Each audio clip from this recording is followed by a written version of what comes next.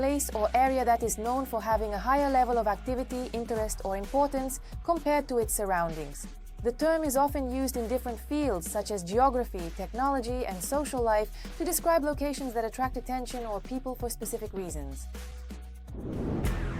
On the night of November 9th, the Ukrainian Armed Forces struck the Voronezh thermal power plant. After the strike, electricity went out in several homes but then came back on.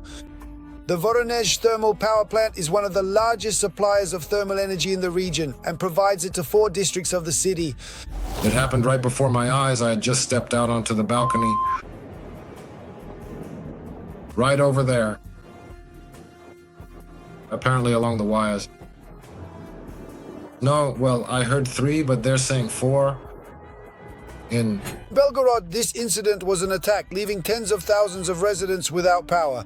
The governor of the region, Vyacheslav Gladkov, stated that the damage is very serious. As a result of last night's rocket attack, there is significant and substantial damage to the power and heating supply systems of the city of Belgorod. But our energy workers, as always, are heroically trying to cope with the task at hand. They are now diligently working to carefully restore and repair everything that was damaged and destroyed by our enemies. A day earlier, Ukrainian drones struck energy facilities in Saratov, Engels, and the Volgograd region. Power outages were also reported there. With massive drone and missile attacks, Russia is trying to plunge Ukraine into a blackout. In turn, the Ukrainian army is delivering symmetrical strikes on Russia's energy sector. Ukrainian President Volodymyr Zelensky stated that the authorities are ready and will not only defend the infrastructure, but also strike back in response. What will happen with electricity? Today, it's hard for me to say. We will be ready for any retaliatory challenges. We work on this every day. We will defend, we will fight. The Russians must know that step by step, we will increase the production of everything so that they also feel what we feel. Volodymyr Zelensky, President of Ukraine. In 2025, there is a trend toward a growing electricity deficit in Russia. As of October of this year, the shortage of capacity in the power grid reaches tens of gigawatts. This was reported by the Foreign Intelligence Service of Ukraine. Due to demand from industrial, residential, and municipal consumers exceeding the total generation of all power plants, as of October of this year, the shortage of capacity in the power grid has already reached 25 gigawatts. Despite attempts by the REF government to introduce at least some measures to stabilize its energy system, such as monetary compensation or discounts on electricity bills for voluntarily reducing consumption during peak hours, as well as disconnecting consumers who do not require guaranteed power supply, the growing electricity deficit indicates a systemic crisis in the Russian energy sector. The Foreign Intelligence Service of Ukraine. In addition to wear and overload, systematic strikes by the Ukrainian Armed Forces are also affecting the Russian energy system. If Ukrainian strikes even partially damage Russian thermal power plants, this will cause significant problems for Russia's energy sector. The Ukrainian Armed Forces have already brought a blackout in southern Russia 60% closer. Strikes by the Ukrainian Armed Forces are gradually knocking out high-voltage substations, which make it possible to transfer electricity from one region to another. If the thermal power plants are also destroyed, then they will face a much more difficult situation than we do. Alexander Karchenko, director of the Energy Research Center. Not only Russian regions, but also Moscow are suffering from Ukrainian drone attacks and the lack of electricity.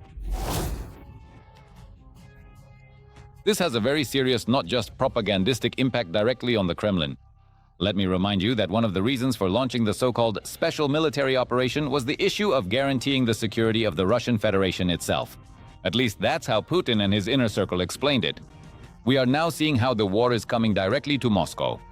And it's not just Muscovites. We can see that the geography of Ukraine's drone attacks is expanding. Ukrainians have long since gotten used to and adapted to power and heating outages. But for Russians, this is an unexpected surprise.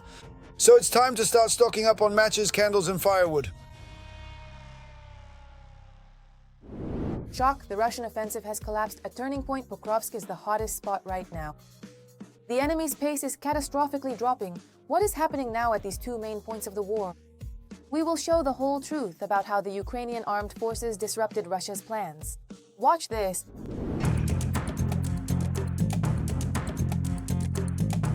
The Institute for the Study of War reports that Russia is reducing pressure on positions in Pokrovsk. According to analysts, the pace of the Russian offensive has slowed due to colossal losses. And now those who managed to survive in the local assaults are waiting for reinforcements and hoping to restore logistics. the Russians have reduced their activity in the city and decreased the number of movements. In this way, the Russian forces are trying to minimize their losses and are waiting for reinforcements from their main forces. This is confirmed by attempts of Russian forces to establish logistics through the southern outskirts of Pokrovsk. In particular, in this area, the Russians tried several times to transfer personnel using vehicles and motorcycles. The defense forces did not allow this to happen. At the same time, the occupiers' main objective today is to cut off Ukrainian logistics. Command notes that they have not succeeded in doing this, primarily thanks to the timely deployment of special units from the GUR, SBU, and SSO.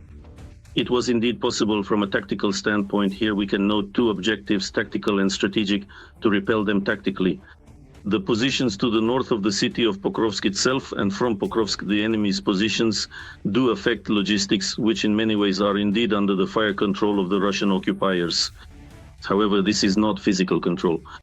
And today it has been possible to create some alternative, albeit small, logistical corridors through which troops can still be supplied. Meanwhile, the East grouping of the Ukrainian Armed Forces reported yesterday that the defense forces have achieved partial success in the city. Assault units are clearing the city house by house and pushing the enemy toward the outskirts. As the military says, it is simply impossible to clearly define the positions of the sides in Pokrovsk today. After all, the entire settlement has effectively turned into a gray zone. Our defense forces are also operating in small groups. They are pushing the Russians out, or at least it is clear they intend to drive the Russians out of the industrial zone and from the northern and central parts of Pokrovsk. It is hard to say exactly how this success will continue to develop further in the future. Meanwhile, Russia is trying to advance beyond the settlement, attempting to encircle it. From the north, meanwhile, the enemy suffers huge losses every day, essentially achieving no results. On the contrary, units, particularly Azov, which managed to eliminate the Russian breakthrough toward Dobropilya, are moving ever closer directly to Pokrovsk. This guarantees that the city will not be encircled, at least from the north. By and large, the completion of this counter-offensive operation is smoothly transitioning and will most likely continue to transition into the elimination of this northern snot of the Russians, which is aimed at encircling Pokrovsk-Mirnohrad. Therefore, on the one hand, the enemy's plan is clear and well understood, and our command's plan is also clear and specifically aimed at de-blockading. Commander-in-Chief Alexander Syrsky also commented on the situation. According to him, Pokrovsk is now a continuous fortified area. There are several places where the Russians managed to get through the engineering barriers, but the AFU knows exactly where these places are. Therefore, the situation as a whole is under control. At the same time, Syrsky added that the command already has plans B and C for all possible developments.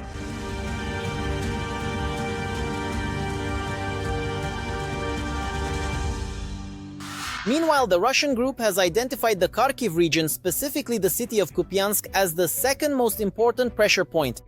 Another Russian statement about encircling Ukrainian troops there was refuted by Viktor Trehubov, head of the press service of the Joint Forces. In turn, military analysts note that the enemy is trying to use the Pokrovsk tactic here. However, its results are much more modest. In the Kupiansk direction, in Kupiansk itself, the situation is considerably different.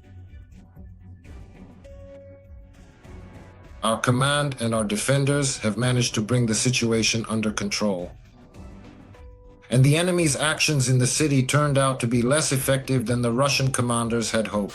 Another important reason for the pressure on Kupiansk, according to experts, is to prevent Ukraine from transferring reserves to Pokrovsk. As is known, Putin gave his army until Friday to capture the city.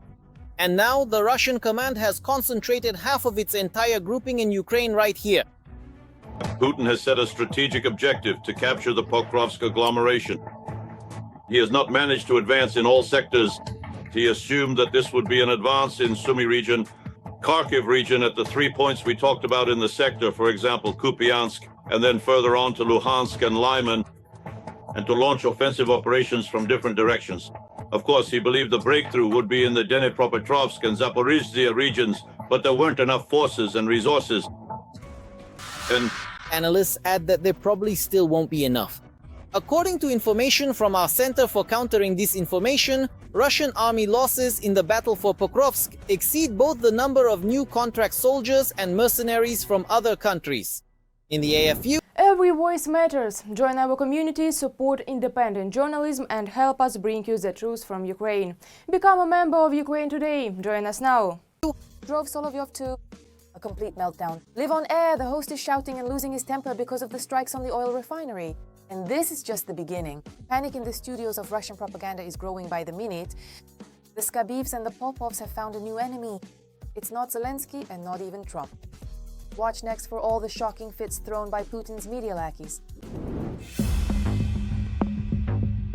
This week, Russian propaganda has outdone itself again, both in terms of absurdity and the sheer density of nonsense per square meter. For example, in the studio of the country's chief TV preacher Solovyov, it's thunder and lightning once again. We can all see what's happening right now. There are active strikes being carried out against our oil refineries. I have only one question. Are we ever actually going to start paying attention to this? This time, the reason for universal grief and righteous anger was that Ukraine, despite everything supposedly already destroyed, continues to regularly strike Russian oil refineries. No, I get it. The brilliant idea is to turn off mobile internet and then suddenly nothing will fly anymore. I understand that the brilliant idea is to introduce a travel ban, after which suddenly people can't fly during vacation season and end up sitting in airports. That really helps. I just don't understand what it helps with. And on one of the propaganda shows, they presented a hero from the front to the audience. A man who looked more like a character from nightmares than a soldier, with a cheerful smile, talked about how he approached the killing of children and civilians creatively. As long as you have imagination, you can do absolutely anything you want. We booby-trapped books, we booby-trapped toys, we scattered those electronic cigarettes with poison in them. Meanwhile, across the boundless expanse of the propaganda, yet another military expert appears, his eyes full of confidence and a hint of fear. Inspired yet somewhat deflated, he predicts that in Pokrovsk, Russian army losses will be comparable to, if not greater than, those in Bakhmut. The thing is, in Pokrovsk, we still haven't managed to completely encircle it, geographically speaking. And that's why we're forced to push them out, meaning we have to fight urban battles. And the losses there are very heavy, of course, on both sides. For us, they're comparable to those in Bakhmut. In other words, piles of bodies just to capture a couple of streets and a ruined train station. Also this week, the Orthodox propaganda school was enriched with a new teaching. The Bishop of Skopin and Shatsk-Peterim declared that suffering, it turns out, is actually a joy for the Russian person. For us, it is a joy. Sorrow for us is bliss, not the absence of sorrow, not overindulgence, not joy, not laughter. Merriment, laughter, and in general any signs of life, according to him, are an unacceptable luxury. And the Lord says this, woe to you who laugh now, for you shall weep. Our ancestors, yours and mine, understood very well where their joy was, where their happiness was, and in general where the meaning of life lay. It is up there in heaven, not here on earth. Here on earth, all we have is sorrow. Just look at how, with a habitual smile on their face and a mad gleam in their eyes, Russian TV once again threatens the whole world with nuclear weapons, presenting it as if it's not the end of civilization at all. And we will see the hazel tree bloom and finally Poseidon Sarmat. What beauty! Why will you finally see how beautifully the storm petrel flies over the gray, flat sea? But here, the smile clearly disappears from the face. In the excitement over the great return of the domestic auto industry, Russia presented the new Niva, a certain pride in import substitution and yet another reason for patriotic stories. Niva, please, I'm begging you. Tell me I just imagined it. Tell me that's not yours. 30 kilometers on the odometer. Across the Russian expanse, yet another preacher of traditional values made a name for himself live on air. Roman Antonovsky, a zealous Zed monarchist, professional obscurantist, and self-proclaimed Orthodox thinker, suddenly couldn't recall either the date of Christ's birth or the name of his father. By the way, what was the name of Jesus' father? Jesus' father was the Lord for us. The name? The name of Jesus' father. Well, who raised him? Who raised him? Who raised Jesus? Jesus is the Son of the Lord and the Virgin Mary for us. You're a Christian, you're a believer. You're regularly on the SPA's TV channel. You tell everyone else they should go to church. Here's a simple question for you, the answer to which my 3-year-old daughter knows because, by the way, she was born. By the way, when was Jesus born? Well, there's some date for that. Well, when was he born for us? Well, he was born 2,025 years ago. No, the date. The date. Well, the month. Since the birth of Christ. So, a person who lectures the whole nation every day on how to properly love God, the Tsar, and the tank turned out to be unable to name even the most basic things from the Bible.